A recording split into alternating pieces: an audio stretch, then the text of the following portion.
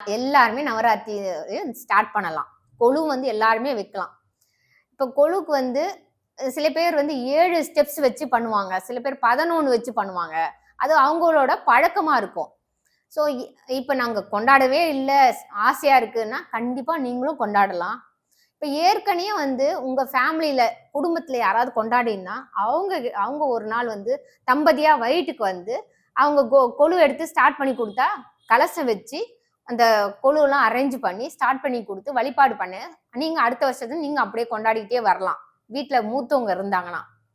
சரி, உங்க உங்க குடும்பத்துல அந்த மாரி கொண்டாடுற பழக்கம் இல்ல அப்படின்னாலும், ஏற்கனவே கொண்டாடி இருக்காங்கல்ல. நவராத்திரி வந்து பாரம்பரியமா கொண்டாடி வந்துருவாங்க. அவங்க வீட்ல ஒரு பெரியவங்க இருப்பாங்க. தாத்தா, பாட்டி இருப்பாங்க.